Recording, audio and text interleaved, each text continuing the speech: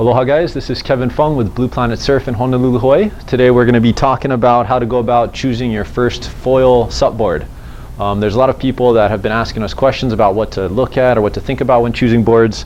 So we're going to kind of break it down for you guys and at least go over some of the points that we use here in the shop to help our customers find boards. So when people are looking at boards, there's kind of three groupings of things to consider. For me, you have the basics to consider, you have the shape of the board, and then you have kind of extraneous variables. When it comes to the basics of choosing a foil board, that's broken down into three things to think about. You have the size of the rider, i.e. their height and weight. You have the skill level of the rider, so how much paddling experience someone has, how much surfing experience someone might have, or possibly how much foiling experience someone might have. And then the third thing for the basics is going to be the board size, because you got to get a board size that's going to be big enough to help you catch a wave. When it comes to the shape of a foil board, we break down the shape into the shape of the nose, you have the shape of the rails, or kind of the cross section of your rails, you got the shape of your tail down in the back of the board, you have the concaves on the bottom of the board, and then you also have what they call the rocker line, or that kind of side profile banana shape to the board. That's going to be the breakdown for the shape. The last thing that we tell people to think about are some of the extraneous variables that might impact how the board works. Some of these variables would be foot strap inserts. So our easy foilers, we do have foot strap inserts built into the deck so you can put foot straps on the board. You have different constructions. This one by me is going to be a carbon fiber construction that's going to help you reduce weight, increase responsiveness, and thus performance. And then another consideration when you're looking at foil boards is the way the foil actually attaches to the board. Here you can see on our easy foiler boards, we do dual mounting. You have the deep tuttle box in the middle, and then you have the two US center fin boxes on the side for the plate style mounting. When it comes to the basics of choosing your first foil board, the first thing to think about is going to be your height and weight.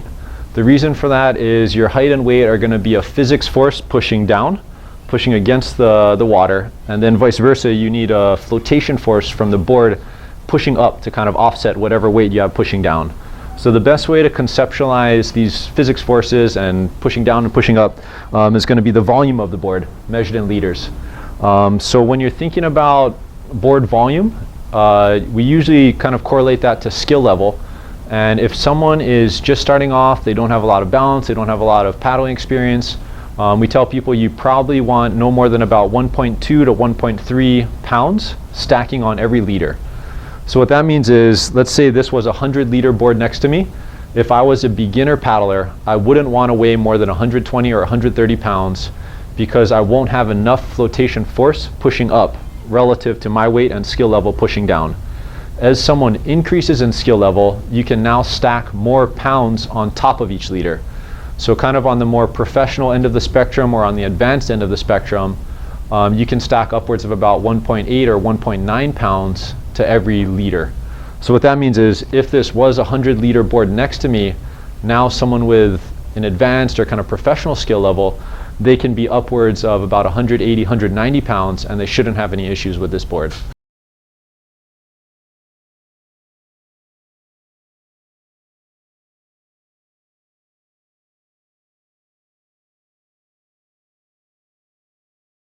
We're going to have our team rider Sam Pai from the west side, Nanakuli, go a little bit more into detail about board sizes relative to weights. Okay, somebody at 5'9", 230 pounds, someone might be at an intermediate level. I'll probably see if they can get on a smaller board, 8 feet, 7'6", somewhere around 30 inches wide. Volume or liters probably about 160, 150, somewhere around there. That board would be a lot more easier for him, but at least he knows how to control the board and he has the paddling skills for it. Well, somebody of my build, 5'9", 230, that has the same ability as I have, advanced skill level, I would suggest going something smaller, 7 feet, 7'4", 7'6", somewhere around there, because he has, 1, the capability of paddling, 2, the understanding of balance, and 3, be able to control the board because he knows what needs to be done. At my skill level, in my beginner skill levels, when I started foiling, my boards that I was on was actually 8'6" at 170 liters. 31 inches wide. Now that I'm an advanced foiler, I'm 5'9", 230 pounds, and my advanced skill level now, I'm on a 7.6, but I would like to go down to a 7-foot, 28-inch wide board at 120 liters.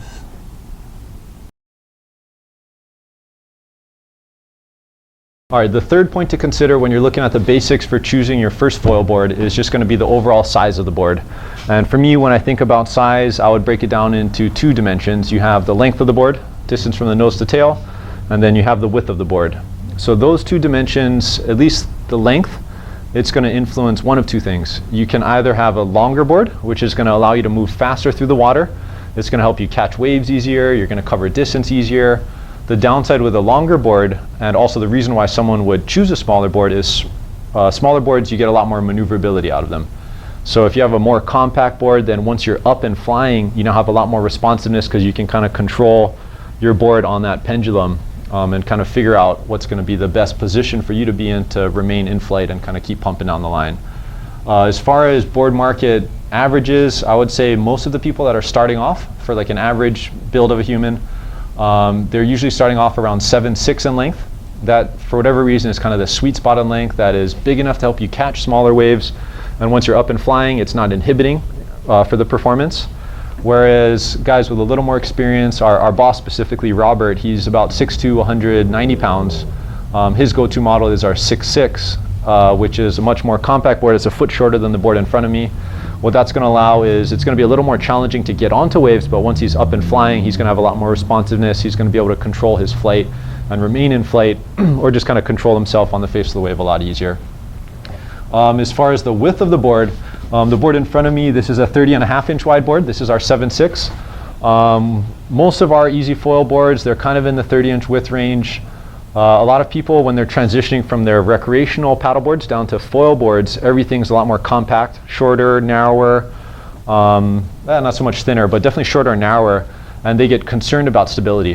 One thing to definitely keep in mind is with foil boards, you have the foil underneath, and the foil, most of them are like a 26 to 36-inch mast, so you're pretty much paddling around with a 50-inch center fin.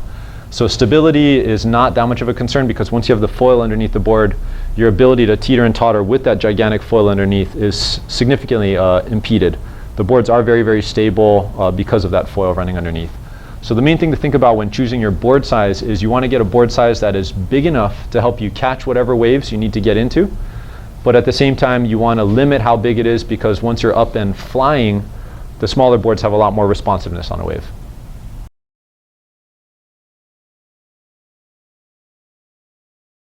When it comes to shaping and designing foil boards like our Easy Foiler, Rob, when he was designing the board, one of the main things that he wanted to accomplish is he essentially wanted a board that paddled very well so that you could get it into kind of a lift or takeoff point easier, because once the board's in flight, the shaping design of the board is almost irrelevant.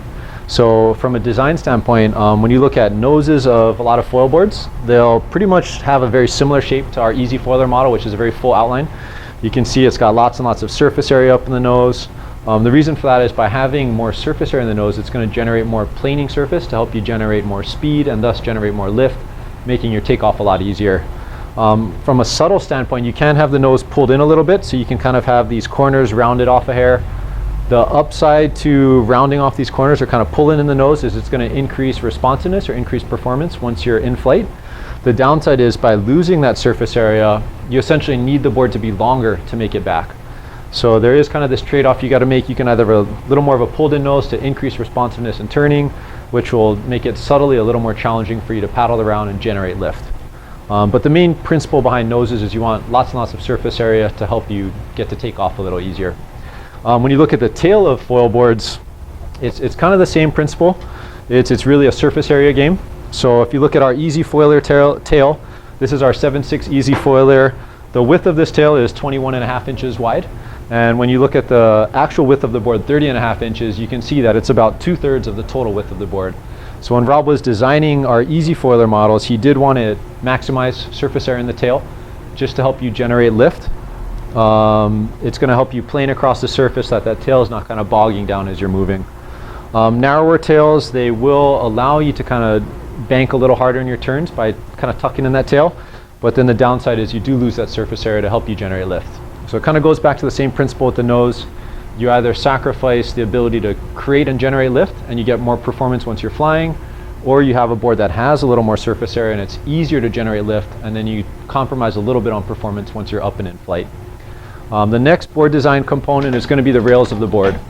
And I would say for foil boards, rails are pretty important. When we were talking with Rob about what his thought process was in designing this rail, he said that the basic premise he tried to abide by when designing the rails of the board is essentially you want kind of these bigger, thick, fuller rails, kind of something similar to what you see on race boards. The reason for that is you want the rails to provide stability, you want them to provide flotation, and at the end of the day you want them to help you paddle straight and fast so that you can generate lift. Once again, just like with the nose and tail, once you're up in flight, the board design itself is irrelevant because there's no more contact with the water. But what you can kind of see is you do see kind of thicker rails all the way through. One thing that we did with our Blue Planet Easy Foilers is we did offer kind of a beveled out rail. So you get the thickness because you have that volume pulled out to the width. But at the same time, once you're up and in flight, having a little less rail profile allows you to avoid having that rail touch the water. So it kind of helps you get up into flight easily, but it's going to help you keep in flight and kind of stay airborne, at least from a rail design standpoint. The next thing to look at for board shape is going to be the rocker line. So your rocker line, of course, just like in the surf world and stand-up world, is the kind of banana shape to the board. For the most part, when it comes to rocker lines on foil boards, you have a relatively flat rocker running all the way through. But the main area you want to see a little bit of kick is in your entry rocker or in your nose rocker. So what you'll notice over here is there is a little bit of increase or a little kick in the nose. And the reason for that is it, number one, helps keep the nose planing on the surface so that you're gliding on the surface of the water. But more importantly, when it comes to nose designs, you do want to have a nose design that is, I would say, a lot more user-friendly. Whenever you're foiling, it's kind of controlling your height relative to the sea level or relative to the water surface. And if it ever comes to a point where you generated too much lift and now you're kind of headed back down because your foil had breached the surface, having a little bit of kick in the rocker or kick up in the nose allows that nose to prevent you from purling and kind of slamming down when you come down from kind of over breaching. The last thing to look at from a foil board design standpoint is going to be what kind of concaves or curvatures you have on the bottom of the board. So when we look at our easy foiler model, what you'll notice, and actually let me rotate this towards you guys, what you'll notice is that we do have a pretty hefty entry concave. This is a single concave up in the nose of the board, and as we transition towards the belly of the board, this flattens out, and then it segues into a little bit of a double concave with a little bit of a V in the tail. When it comes to the board concaves, what Rob really wanted to do with the concaves is he wanted to help out with the paddling.